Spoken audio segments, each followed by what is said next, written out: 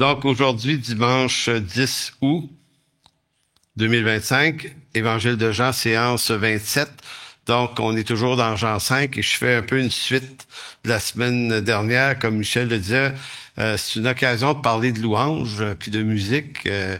Et puis ce texte-là nous donne, si on veut, dans la marge en tout cas, nous donne une opportunité d'en discuter. Donc la semaine passée, on a abordé, en fait, on aborde le sujet de la déviance, des déviances spirituelles qui est à la fois présente chez les Hébreux, chez les Juifs. Là. La semaine passée, j'ai voulu démontrer qu'à travers toute l'histoire d'Israël, depuis l'appel d'Abraham, suivi de la loi de Moïse, et de toutes les précisions, Israël avait toutes les conditions gagnantes pour pas se dévier, pour pas dévier de la trajectoire. Mais il a continuellement dévié et Dieu l'a continuellement discipliné, ramené. Et donc, on a vu l'étalement de toutes les situations dans lesquelles Israël s'est retrouvé. Et ce que ça voulait montrer, finalement, c'est que Israël, malgré toutes les conditions gagnantes, dévie continuellement de la vérité. Maintenant, on n'accuse pas les Juifs d'être comme ça, parce que ça raconte notre histoire à nous également. C'est également notre situation à nous. L'histoire de l'Église, c'est également l'histoire des multiples déviances. Et c'est de ça dont il est question. Et si je parle de musique et de louange, c'est parce que la louange est l'expression d'une des formes de déviance de notre temps, nous. Mais il y en a d'autres, hein, il y en a plein. Et que marcher avec Dieu, c'est d'apprendre à remarquer ça. C'est-à-dire, comment vous dire? C'est un peu comme si, je vous disais, on est confortable avec nos habitudes, on aime s'installer dans quelque chose, sans trop se poser de questions, puis on se crée des traditions, des façons de faire. Puis si on y prend pas point garde, on peut penser que notre façon de faire est la façon biblique de faire les choses. Puis maintenant qu'on se parle de ça, je suis pas en train de dire qu'on doit devenir chatouilleux, puis maniaque de l'hyper-précision, parce qu'on dirait que ça crée un autre type de problème. Donc, si on parle de la louange, je vais commencer par ce court texte d'introduction. Pour dire ce que c'est la louange selon l'Écriture. Donc, c'est en identifier qu'est-ce que c'est selon l'Écriture qu'on est capable de savoir si on est dévié. Parce que ça dépend pas de mon opinion, ni de la vôtre. La question, c'est pas de savoir est-ce que j'aime beaucoup la louange ou que j'aime énormément la louange. Toute réflexion sur les choses de Dieu doivent partir de l'Écriture. Et si on décolle pas de l'Écriture, ben, ça signifie qu'on va partir de nos propres opinions, nos propres cœurs. Et quand on s'installe, quand on défend des questions à partir de nos propres cœurs, ben, on marche dans nos propres voies à nous. Donc, la louange, qu'est-ce que c'est? Selon l'Écriture, là, la louange est avant tout une attitude de cœur qui, nourrie de l'Écriture, apprécie les inestimables bénédictions de la nouvelle alliance en Jésus-Christ. Donc, un croyant, un chrétien, ne peut avoir une louange à moins qu'elle soit en rapport avec l'œuvre et l'accomplissement de l'œuvre de Dieu dans la nouvelle alliance en Jésus-Christ. C'est les adorateurs que le Père recherche.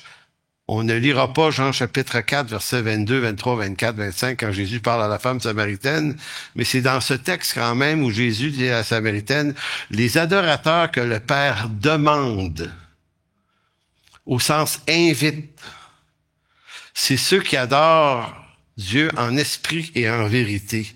Et l'erreur qu'on a souvent fait avec ce texte-là, c'est de vous dire à vous, comme prédicateur, vous devez devenir ce genre de d'adorateur. Vous devez chanter de tout. Et là, il y a un bruit ici.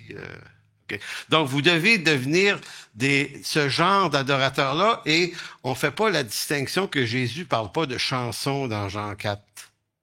Il dit pas les chanteurs de louanges que le Père demande, mais il utilise le mot adorateur. Et adorateur ne veut pas dire chanter, mais veut dire rencontrer Dieu. On se rencontre avec Dieu. Est-ce que c'est à Jérusalem ou est-ce que c'est en Samarie? Non, il dit on se rencontre avec Dieu, on adore Dieu en esprit et en vérité. Et ce sont les adorateurs que le Père cherche. Donc, si on vous dit un jour, prends ce texte-là, puis on l'intègre à une motivation de louange, ben on utilise un texte qui parle pas de louange, mais on décide de lui faire parler de louange. Adorer, dans l'Ancien comme dans le Nouveau Testament, voulait dire rencontrer Dieu. Donc, on peut chanter dans ça. On peut prier dans ça. On peut entendre la parole, on peut avoir communion fraternelle. Quand le peuple de Dieu se rassemble, il est dans un culte d'adoration et le culte d'adoration inclut tout ce que le corps de Christ fait lorsqu'il rencontre son Dieu dans la communauté des saints. Donc, le Père recherche, le Père demande des adorateurs en esprit et en vérité. Donc, vous, on pourrait vous dire, vous devez vous préparer. Avez-vous prié ce matin avant de venir à l'église? C'est une bonne idée en passant. Avez-vous fait ceci ce matin?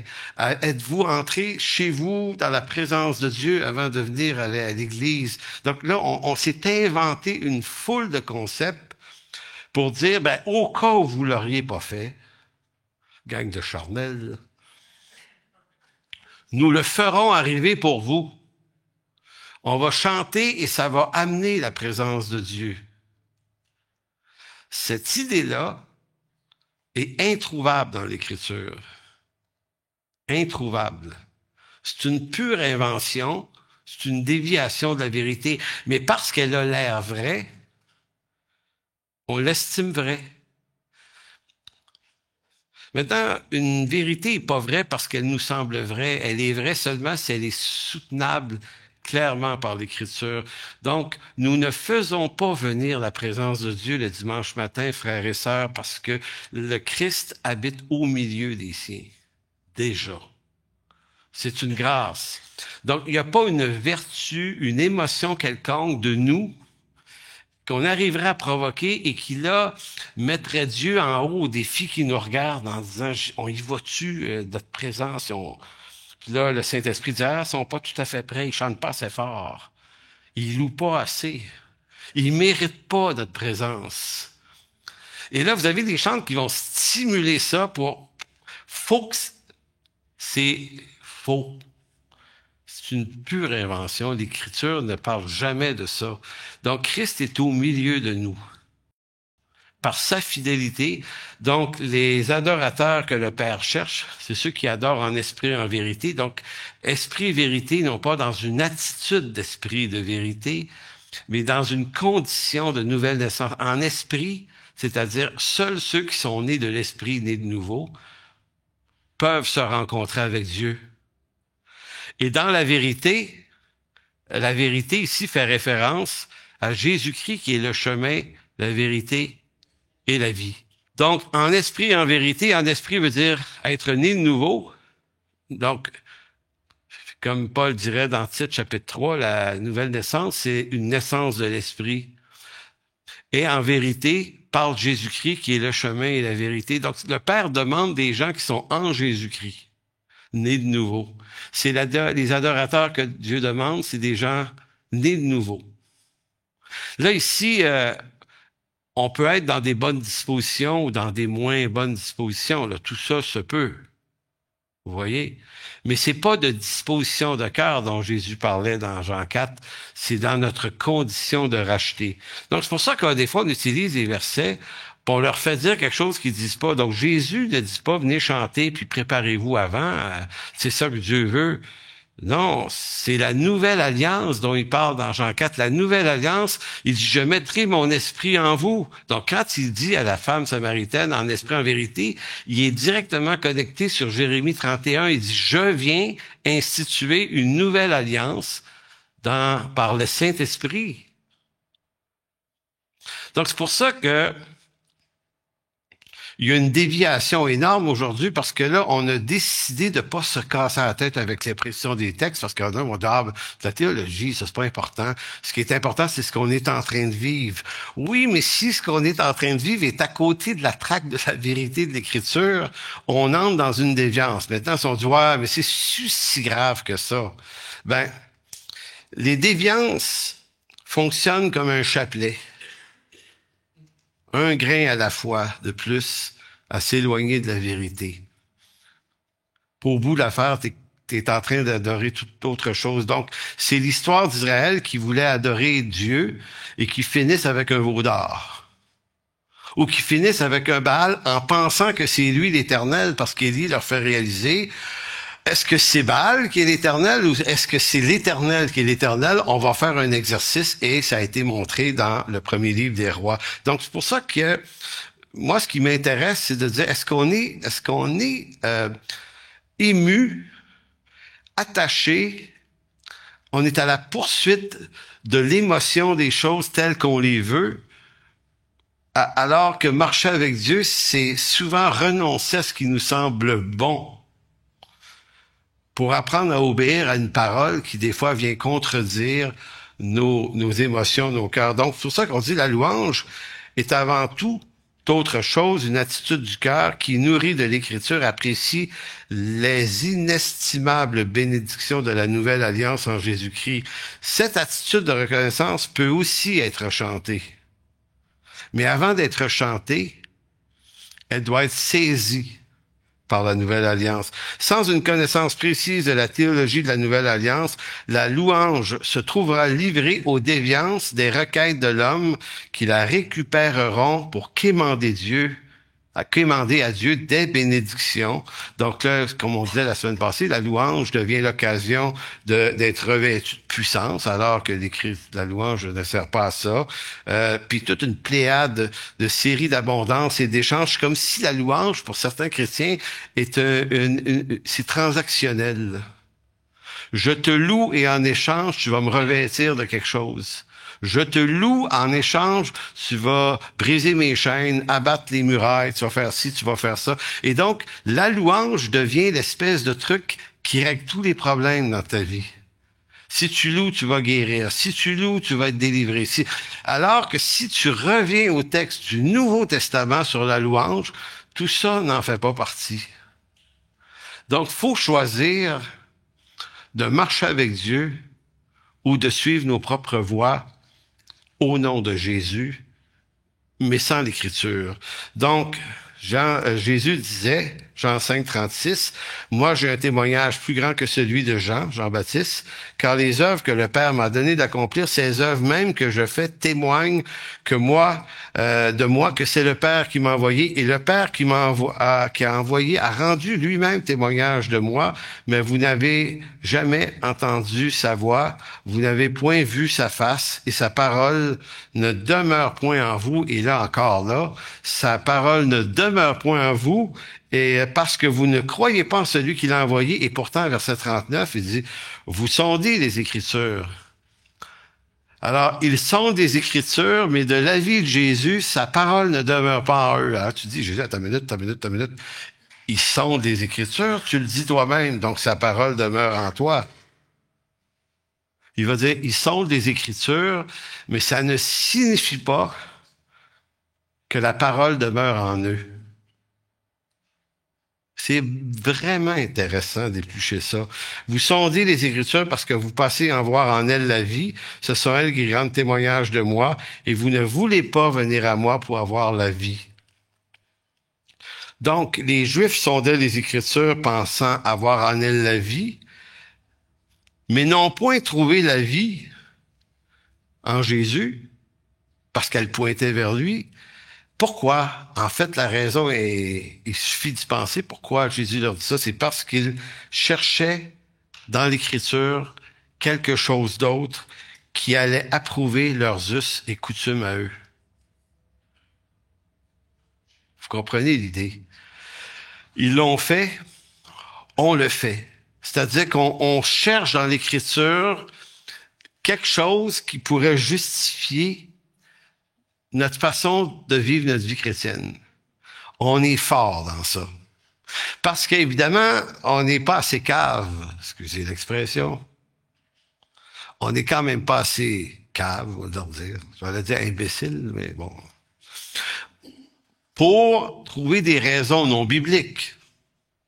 On est des bons chrétiens. Il faut qu'il y ait des raisons bibliques qui justifient comment on vit notre vie chrétienne. Donc, de même que les Juifs le faisaient, le chrétien tend à utiliser la vérité biblique pour l'ajuster à ce qui lui plaît. Il peut même utiliser l'Écriture pour se construire des opinions qui contredisent l'Écriture à des fins d'intérêt et d'inspiration personnelle. On est capable de faire ça. On est vraiment capable de faire ça. Je discutais il y a quelques années dans un camp chrétien avec beaucoup de chrétiens qui n'avaient pas d'église, n'en voulaient pas. Et là, tu sais, pourquoi, tu sais, pas d'église? Ils me sortaient des versets bibliques, eux autres. C'était étonnant. Ouais, mais on a reçu le Saint-Esprit, puis maintenant on vit dans la vérité, on est tous prêtres sacrificateurs. Et là, il y avait un tas d'arguments. Puis là, tu leur dis, ouais, mais c'est parce que l'Écriture, le Nouveau Testament, est fondée sur l'idée que l'Église locale, c'est le cœur de notre appel. On doit se réunir en Église locale. On doit être une communauté de frères et de sœurs qui communient en Christ. Et là, ils comprennent pas ça.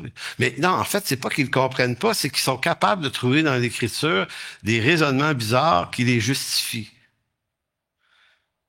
Donc, quand on fait ça, on refait exactement ce que les Juifs ont fait. Ils sondaient les Écritures, mais ils cherchaient quoi?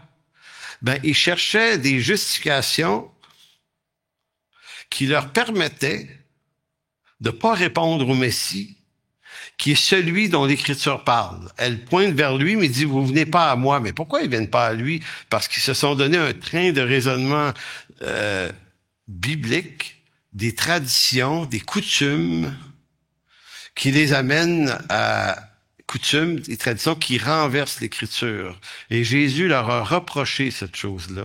La fois où tu sais, il y avait toute la question du lavement des mains. Les Juifs se lavaient les mains, mais pas les apôtres s'étaient pas lavé les mains cette fois-là. Puis là, ils vont dire, hey, ils lavent pas leurs mains. Puis là, Jésus, il dit, vous êtes des hypocrites. Il dit, vous renversez l'Écriture pour vos traditions. Donc, on pourrait dire, sont-tu méchants les Juifs? Non, les Juifs sont le parfait miroir de ce qu'on est dans l'humanité. Donc, c'est pas parce qu'on a l'Écriture qu'on a choisi de marcher dans la vérité. L'apôtre Paul, en Galates 1,13, va dire quelque chose d'assez intéressant là-dessus, parce que c'était son cas. L'apôtre Paul va dire, vous avez su, en effet, quelle était autrefois ma conduite dans le judaïsme. Comment je persécutais à outrance et ravageais l'Église de Dieu. Et comment j'étais plus avancé dans le judaïsme que beaucoup de ceux de mon âge et de ma nation étant animés par d'un zèle excessif. Pourquoi? Pour les traditions de mes pères. Donc, il est en train de dire que le judaïsme, et c'est encore vrai aujourd'hui, là, le judaïsme, c'est une désobéissance à Dieu. Je sais qu'il y a des chrétiens qui vont triper sur le judaïsme encore aujourd'hui en disant, il y a quelque chose.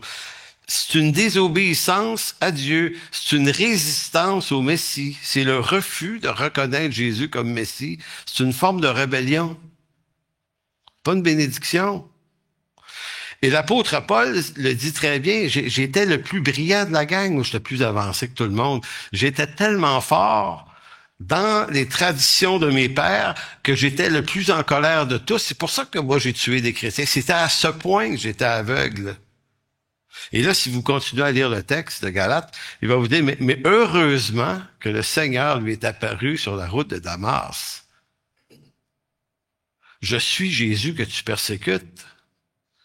Et c'est comme Paul, et là, il va falloir qu'il se décontamine de toutes les traditions qui ont été ajoutées à l'Écriture Parce que c'est pas l'Écriture qui a égaré Paul, c'est l'interprétation des Écritures qui ont été retravaillées en tradition.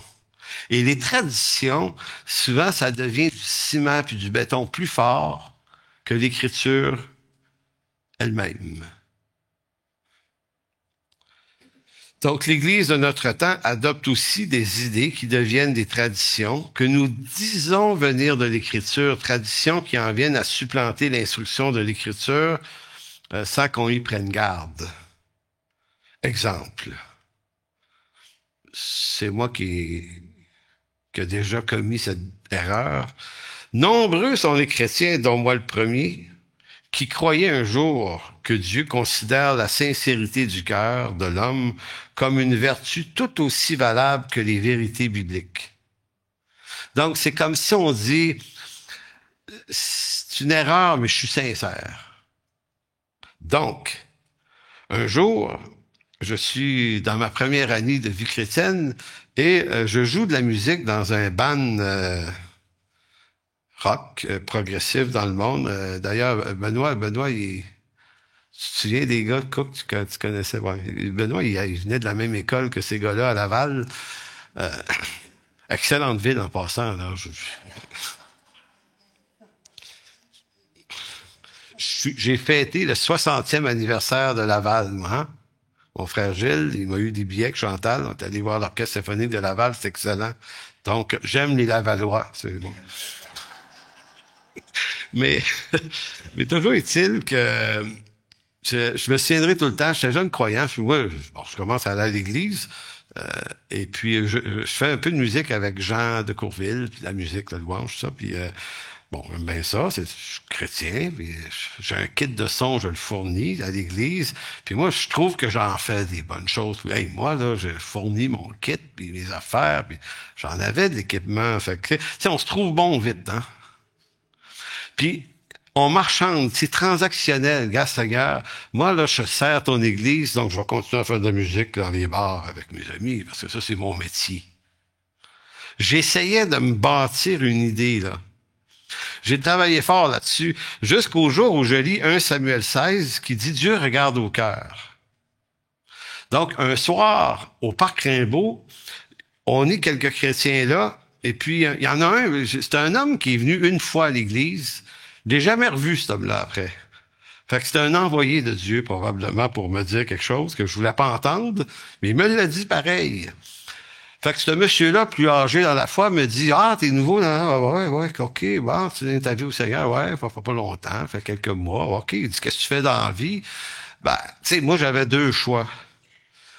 J'étais un musicien ou un laveur de vaisselle. Parce que je lavais de la vaisselle d'un couventière aussi à l'époque.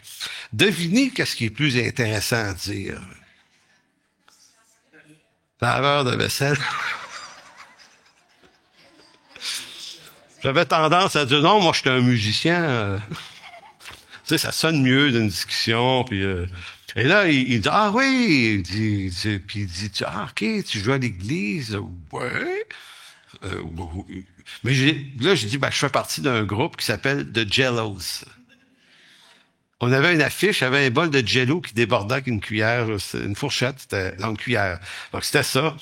Puis là, il a dit, ah ouais? Ah, tu fais de la musique dans le monde? Ben, j'ai dit, c'est mon métier, c'est ça que je fais dans la vie. Puis là, lui, tu sais, le monsieur, il dit, ben, quelle sorte de musique tu fais? Fait que là, je commence à y nommer les groupes qu'on faisait, tu sais. Puis je me souviens qu'il y avait des fois, on faisait Highway to Hell. Là. Bon, il n'y avait pas de piano dans celle-là, c'est les autres. Et là, fait que le monsieur, il dit, tu sais, il dit, pas sûr que ça glorifie le Seigneur, ce que tu fais. Il dit, tu devrais lâcher ça. Et là, j'essaie de trouver une façon biblique d'y dire que non, c'est mon métier, mais en fait, t'es plutôt laveur de vaisselle, là, pour être honnête. La musique, c'était une passion. Laver la vaisselle, c'est un revenu. Et là, j'y sors ce verset-là. Hey, j'ai dit, vous savez, le Seigneur connaît mon cœur, tu sais. Il sait que je suis pur dans ça. Fait que le monsieur dit, bah, il dit, garde, genre, ça t'appartient, mais moi, je pense que non. Fait que je me suis éloigné de l'homme en question. Tu sais, ça te fait pas passer des belles soirées, rencontrer des gens qui ont des convictions, même des fois. Et là, je suis rentré dans un combat. Et c'est grâce à cet homme-là, si j'ai pris une décision un jour de quitter ce milieu-là, parce que il m'a mis une vérité dans la tête. Puis je vous relis le texte dans 1 Samuel 16:7 pour comprendre que j'utilisais malhabilement ce texte-là. Vous voyez, 1 Samuel 16:7, l'Éternel dit à Samuel, puis ça c'est dans le contexte où Samuel cherche un roi pour Israël et qu'on lui présente le plus vieux des frères de la famille, là. Tu sais, beau, grand, fort, il a toute la stature pour ça. Et l'Éternel dit, ne prends point garde à son apparence et à la hauteur de sa taille, car je l'ai rejeté. L'Éternel ne considère point ce que l'homme considère. L'homme regarde à ce qui frappe les yeux, mais l'Éternel regarde au cœur. Donc, moi, je trouvais intéressant de penser que le texte était positif. L'Éternel regarde au cœur. Il voit le bon cœur que j'ai. Fait que ça rend acceptable mes voix. Plusieurs années plus tard, je retombe sur ce texte-là, puis j'étudie, je me rends compte que le texte est à la négative. Dieu dit, regarde, tu te laisses impressionner par la vue, mais moi, je vois son cœur, il est mauvais. Donc, quand on dit Dieu regarde au cœur, pensez pas qu'il voit votre bonté. Il voit vos égarements. Écoutez, ça fesse le jour où tu te rends compte de ça. Tu dis, OK, je peux plus utiliser ce verset, je vais en trouver un autre. Je vais sûrement trouver dans l'Écriture d'autres textes. Non, en réalité, c'est ça, marcher, je pense, avec Dieu, c'est se laisser instruire, puis des fois, aller au-delà de l'apparence de ce qui nous semble et de bien comprendre l'Écriture. Puis ça, c'est l'histoire d'une vie. Donc, la déviance chrétienne de notre temps consiste à des prédications souvent à saveur qu'on dirait anthropocentrique plutôt que théocentrique ou christocentrique. Théocentrique veut dire centré sur l'homme. C'est une grande déviance dans le monde chrétien, quelle que soit la famille d'église, quelle que soit la dénomination. C'est pas ça le point. Le point, c'est que aujourd'hui, on vit dans un temps difficile, puis on va chercher à créer par l'Écriture des accommodements raisonnables pour rendre le tout acceptable. Dernièrement, des gens m'expliquaient que ils étaient un peu troublés par ça. Ils disaient, dans notre église, là, il y a une nouvelle vision qui s'est installée depuis quelque temps. C'est faut que les gens aiment notre église. Dans le quartier, partout. Faut tout faire pour se rendre aimable. L'Écriture ne dit jamais de faire ça. Elle dit pas de se rendre haïssable non plus, là. Mais elle dit de prêcher le message qui risque de nous attirer des persécutions. Mais si on est anthropocentrique, on va dire, faut que tout le monde soit bien, faut que ça soit acceptable. Donc, on va vous amener un évangile qui va faire de nous des très, très bonnes personnes. Et tous les dimanches, on va vous dire comment devenir des bonnes personnes, comment régler. Donc, centrer sur vous, alors que le but de l'évangile, c'est de centrer nos vies sur Christ. Donc, il y a plusieurs années, j'ai demandé à des chrétiens qui participaient à un camp que je nomme pas, c'est pas important. J'étais avec François là-dedans, là. On disait cette année au camp des célibataires, qu'est-ce qu'on pourrait bien amener comme thème? Tu sais, je savais plus, ça faisait une couple d'années. Je disais, hey, on va demander aux gens de suggérer des thématiques. Tous ceux qui ont l'habitude de participer à un petit courriel, qu'est-ce que vous aimeriez cette année? Et on avait constaté que la majorité des thèmes tournaient autour de nos besoins humains, besoins émotionnels, de toutes sortes. Et je suis pas en train de dire qu'on n'en a pas des besoins, mais l'idée c'était, on va parler de nos besoins émotionnels, et ça pogne. Ça pogne parce que ça parle de nous, c'est anthropocentrique. Si on veut être délivré de nos problématiques humaines, de toutes les sortes, là, c'est par une connaissance profonde de Dieu qu'on va y arriver.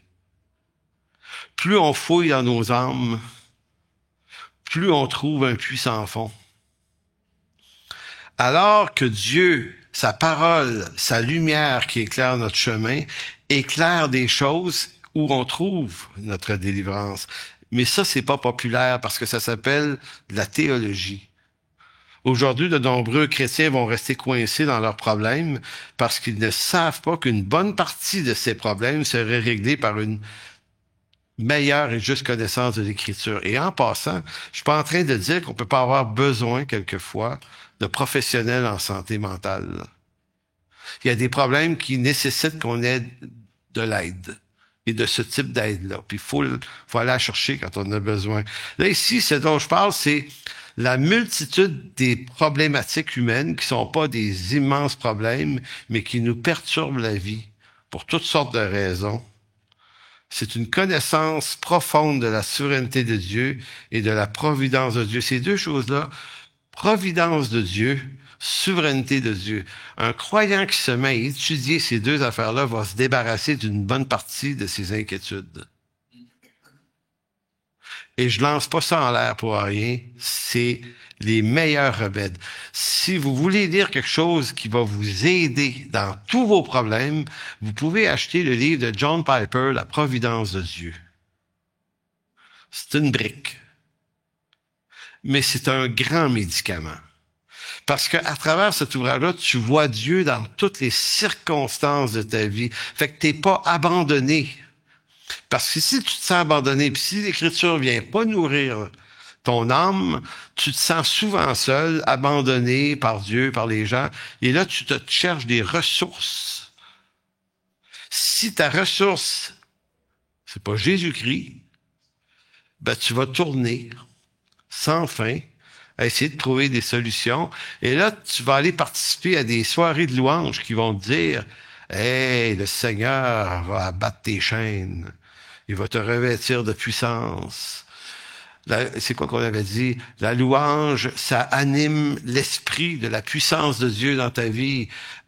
Et là, toi, dans ton malaise, tu vas dire « Ça doit être ça que j'ai besoin. » C'est pour ça que ça marche très, très fort, ces événements-là, parce que ça s'adresse à des gens qui n'ont pas appris ou que leurs pasteurs leur ont pas appris à se développer une structure théologique solide qui leur donne des idées claires et qui vont comprendre que leur délivrance sera jamais ailleurs qu'en Jésus-Christ.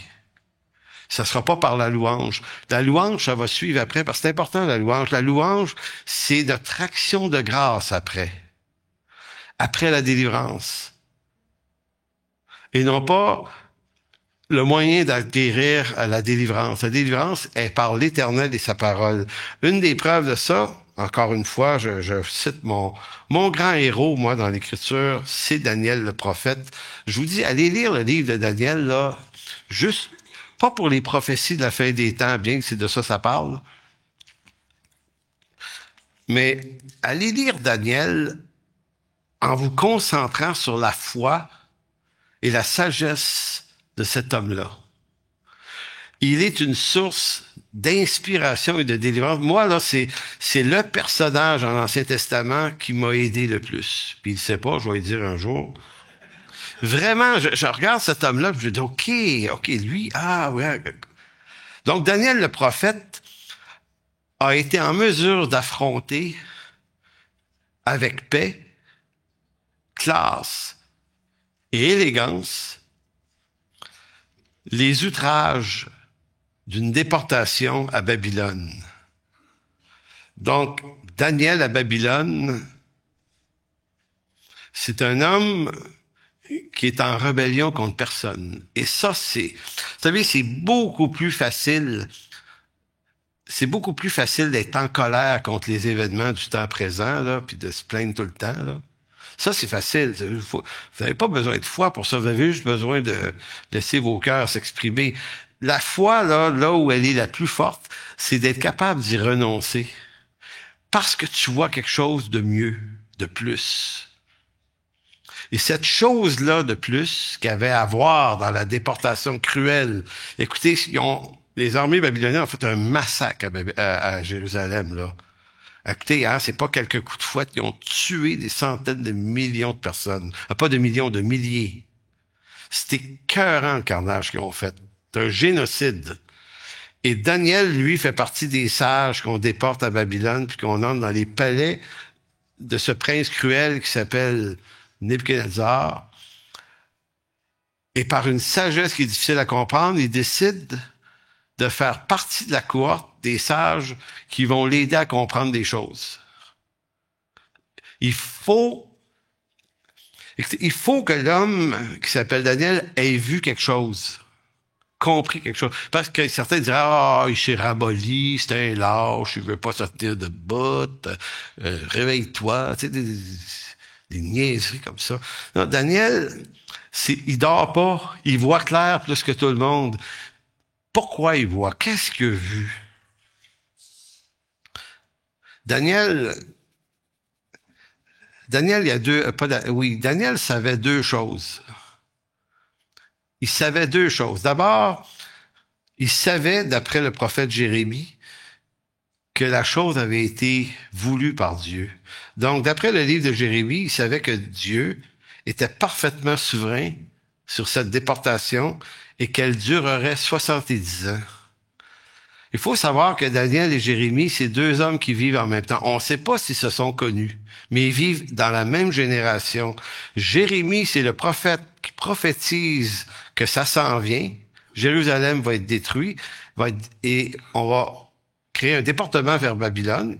Donc, Jérémie annonce ça, et Daniel, lui, le subit. Lui, il se retrouve à Babylone. Donc, c'est la première chose. La deuxième chose que Daniel savait, encore une fois à cause du prophète Jérémie, il savait quelle était l'attitude à adopter lorsqu'il sera en Babylonie. Donc, de ces deux choses-là, Daniel avait des idées claires pour dire, voici comment on va vivre ça à Babylone. Maintenant, je vous fais lire Jérémie 29, versets 4 à 7. Ainsi parle l'Éternel des armées, le Dieu d'Israël, à tous les captifs que j'ai amenés, moi l'Éternel, de Jérusalem à Babylone. Donc, quel est le conseil qu'il leur donne? Il dit, bâtissez des maisons, habitez-les, plantez des jardins, mangez-en les fruits, prenez des femmes et engendrez des fils et des filles, prenez des femmes pour vos fils et donnez des maris à vos filles afin qu'elles enfantent des fils et des filles.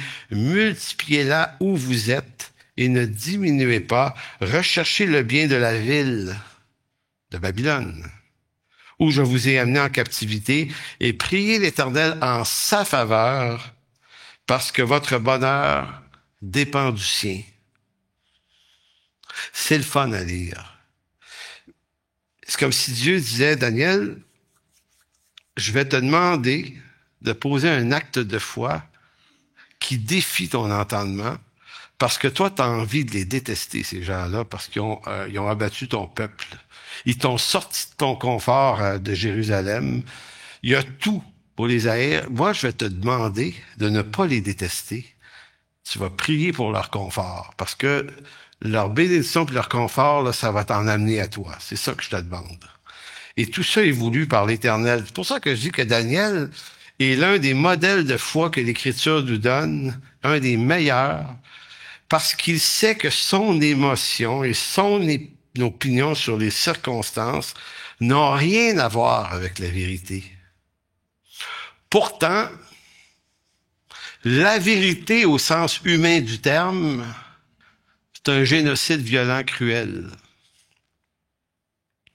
Mais si mes yeux ne regardent que ça, ben mes réactions vont suivre par une colère en réaction. Alors que la foi ici, tu vas regarder autrement la chose, tu vas regarder à travers moi. Comme si Dieu disait, regarde la chose à travers ma souveraineté, à travers ma providence. Moi l'Éternel, veux que cette chose-là arrive. Et Daniel va, en lisant Jérémie, et ça, vous avez ça dans Daniel 9, Daniel va expliquer qu'il a lu le livre de Jérémie et qu'il a tout vu ça. Et on comprend pourquoi Daniel est si sage, c'est que il considère l'Écriture comme au-dessus de sa propre intelligence. À la manière de David qui disait dans le psaume 119, 9, Comment le jeune homme, et Daniel est un jeune homme, comment le jeune homme rendra-t-il pur son sentier? En se dirigeant d'après ta parole. C'est le parfait exemple de ce que ça veut dire. Ta parole, Dieu, qui me contredit, qui contredit mon émotion sur plein de choses, c'est néanmoins d'après cette parole. Et c'est ça, marcher par la foi. Donc, la foi n'est pas, je vais activer un mécanisme pour que Dieu renverse ce que j'aime pas. Peut-être que des fois, c'est ça. Mais là, ici, c'était la foi, c'est renverser mon mécanisme à moi, qui résiste à ce que Dieu est en train de faire. Et là, vous pouvez appliquer ça à n'importe circonstance de votre vie. Pourquoi Dieu permet telle ou telle situation dans votre vie? Pourquoi? Donc, c'est toujours dans ces moments-là où on doit se dire, OK, Dieu est en train de faire une chose qui échappe à mon émotion, à mon attention. Mais puisque la chose arrive, elle ne peut venir que d'un décret de sa souveraineté. Donc, c'est pas juste des solutions aux problèmes qu'on peut en chercher, là. Mais il faut que j'essaie d'aller voir le Seigneur, ce qu'il est en train de vouloir faire et dire ici. Le mot pur ici, comment le jeune homme rendra-t-il pur son sentier? Le mot pur dans le texte hébreu, le mot aurait pu être traduit par clair. Comment le jeune homme rendra-t-il clair le chemin? D'où le concept apprendre à avoir les idées claires. Et on ne peut pas avoir les idées claires si on examine toutes les choses à partir de nos propres cœurs. Donc, Jésus disait, vous sondez les Écritures parce que vous pensez avoir en elles la vie, mais vous venez pas à moi. Donc, pour qu'on ait les idées claires, il faut vraiment vouloir saisir par la foi ce que Dieu est en train de faire et éviter de donner, nous, notre propre sens et de chercher dans l'Écriture des textes qui vont appuyer notre sens. C'est pour ça que je dis qu'en ce monde, en ce moment, le monde évangélique, et si je reviens à la louange, place la louange comme le moyen qui règle tous les problèmes, alors que l'Écriture contredit cette idée-là. Mais c'est pas grave. On veut ça quand même parce que c'est comme ça. Donc, c'est un peu comme si, à travers la louange, l'Évangile était remasterisé aux valeurs du siècle présent émotionnel parce qu'on est dans le siècle du ressenti. Tout le monde, aujourd'hui, tout le monde, on est dans un siècle où les gens répondent à un ressenti. C'est ça qui est vrai. Donc, je suis un homme, mais je me sens femme. C'est mon ressenti, mais je vais aller déconstruire mon corps pour le reconstruire selon mon ressenti. Et là, c'est devenu une folie, là. Donc, notre monde est stationné là maintenant.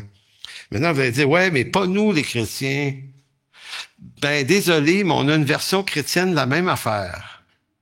On veut du ressenti, on veut vibrer, on veut ressentir les choses, on veut que ça soit que de l'émotion, parce que c'est comme ça que notre siècle traduit sa culture, et ça nous contamine beaucoup plus qu'on le pense. Ce qui amène deux questions.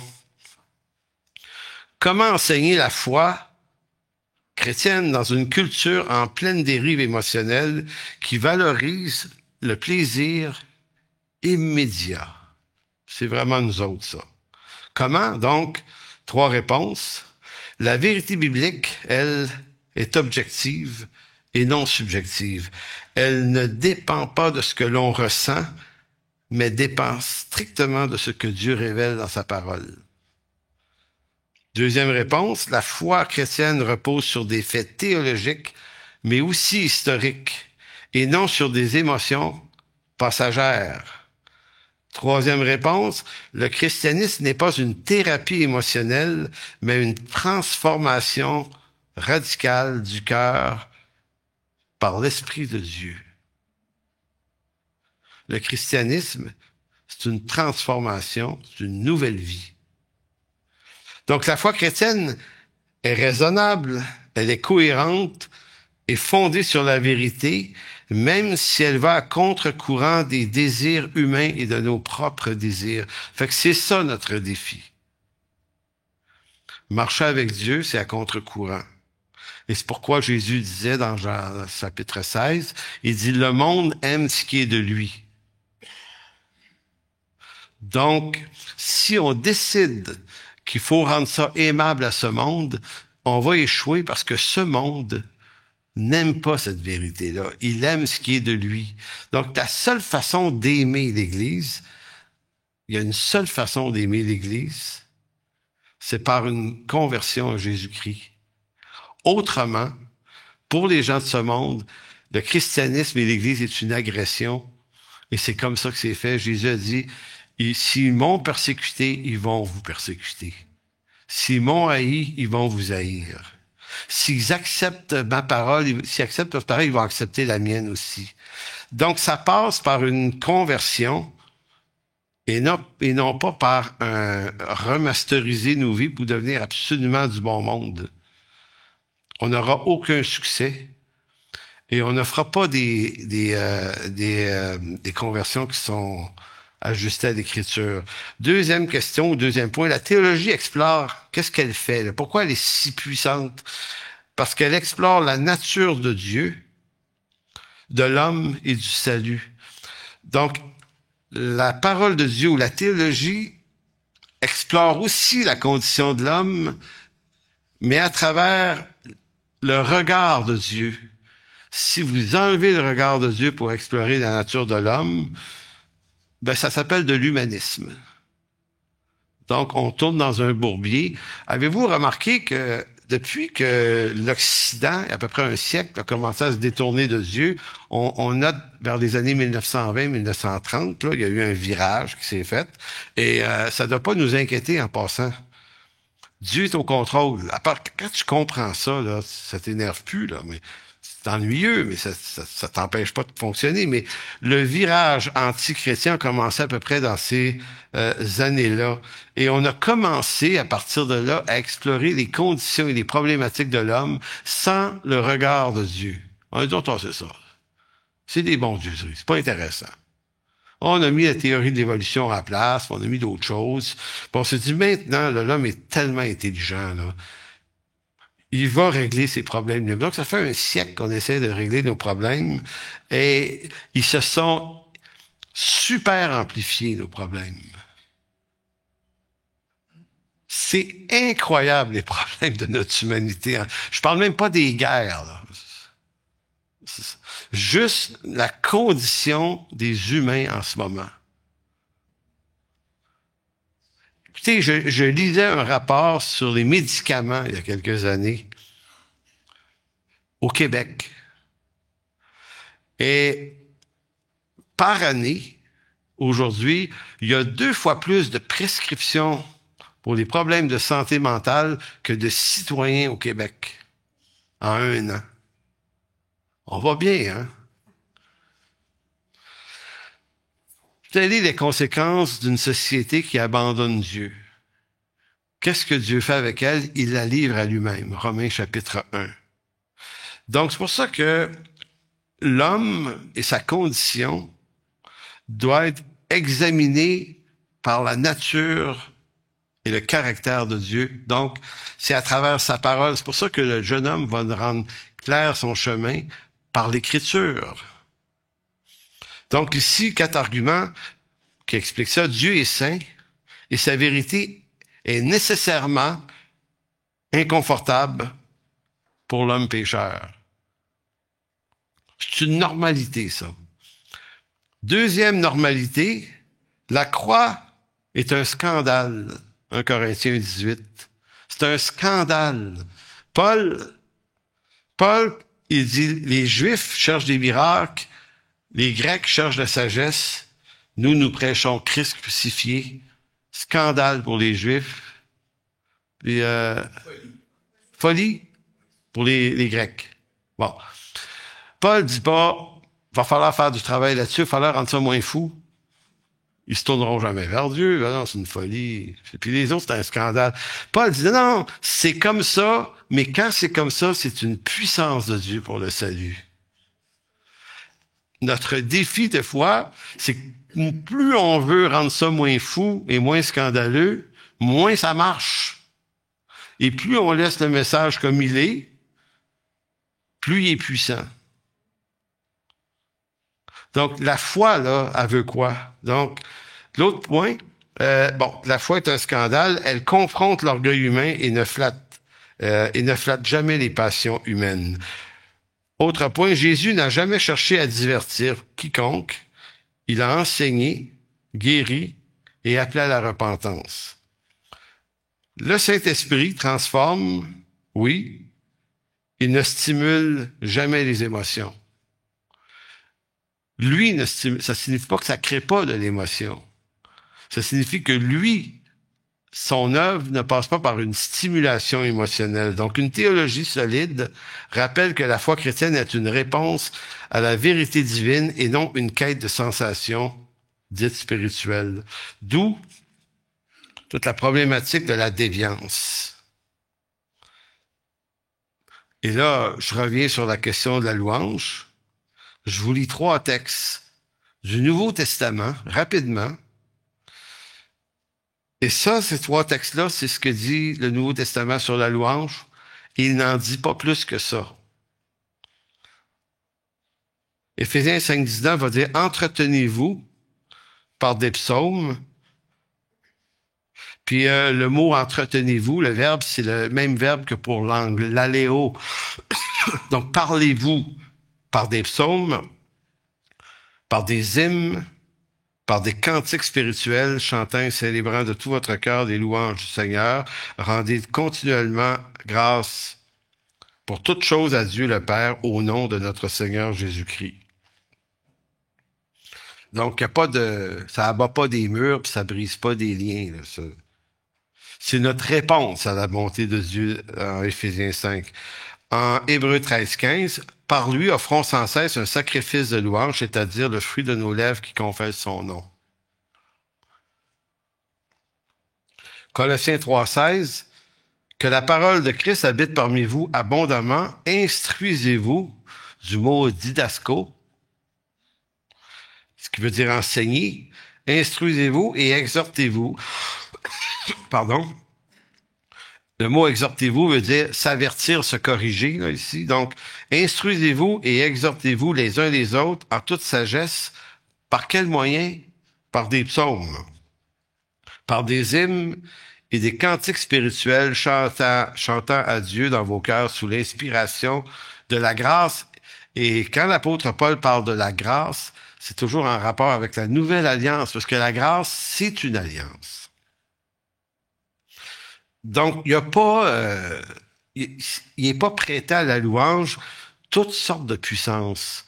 Donc, c'est pour ça que la vraie louange, qu'elle soit en chant ou en prière, c'est une appréciation de la bonté de Dieu. Et la louange et les chants de louange sont une instruction. Selon l'apôtre Paul, instruisez-vous. Exhortez-vous par des psaumes, des hymnes et des cantiques.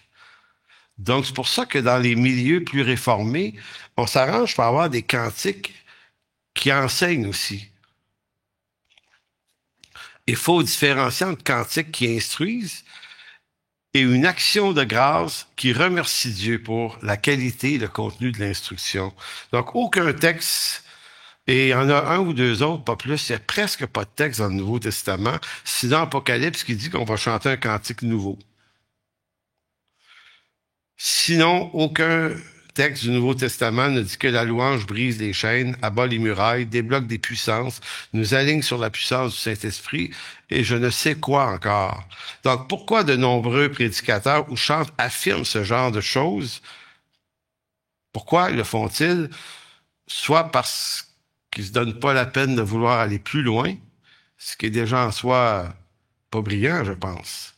Parce que si tu es enseignant, ton appel, c'est d'étudier, de comprendre. Et non pas de suivre le flot des modes qui parlent, de dire, ben, c'est bon dans une église, on va faire ça dans l'autre aussi. C'est pas étudié, ça. C'est rentrer dans les déviances. Non, on doit vérifier, examiner toutes choses, retenir ce qui est bon. Donc, c'est en donnant à la louange un rôle qui couvre tous les angles de la vie chrétienne. En faisant ça, qu'est-ce que ça permet? Ça permet de négliger l'enseignement parce que l'enseignement, c'est plus forçant. Hein? C'est forçant. Faut que tu étudies, faut que tu travailles. Donc, ça permet de négliger l'enseignement de la sainte doctrine qui serait le lieu de la véritable délivrance. Ça serait par l'écriture et une connaissance de Dieu que vient vraiment notre délivrance. Daniel en est la preuve. L'écriture a gardé son cœur. Donc, c'est une hypothèse que cette déviance doit énormément plaire aux malins. Parce que ça nous éloigne de l'Écriture. Et je terminerai par la lecture du psaume 119, versets 33 à 36. Psaume de David. Enseigne-moi, à l'Éternel, la voie de tes statuts pour que je la retienne jusqu'à la fin. Donne-moi l'intelligence pour que je garde ta loi et que j'observe de tout mon cœur. Que je l'observe de tout mon cœur. Conduis-moi dans le sentier de tes commandements, car je l'aime. Incline mon cœur vers tes préceptes et non vers le gain. Alors, merci, Père, de bénir aujourd'hui cette parole. Et Seigneur, comment dire autrement que instruis-nous à renoncer. Instruis-nous à voir les zones dans nos vies où c'est pas ajouter quelque chose qui serait utile, ça serait d'enlever quelque chose. Quelque chose de trop, quelque chose d'inutile, quelque chose qui vient prendre la place de la vérité. Et Seigneur, on sait qu'on ne peut pas atteindre ce rocher nous-mêmes. Alors il faut, Seigneur, que dans ta grâce et par ton esprit, tu renouvelles notre intelligence de plus en plus pour qu'on comprenne ces choses en haut. Comme Daniel, qu'on puisse être des hommes et des femmes qui ont les idées claires devant les défis que cette vie amène. Alors merci, mon Dieu. Amen.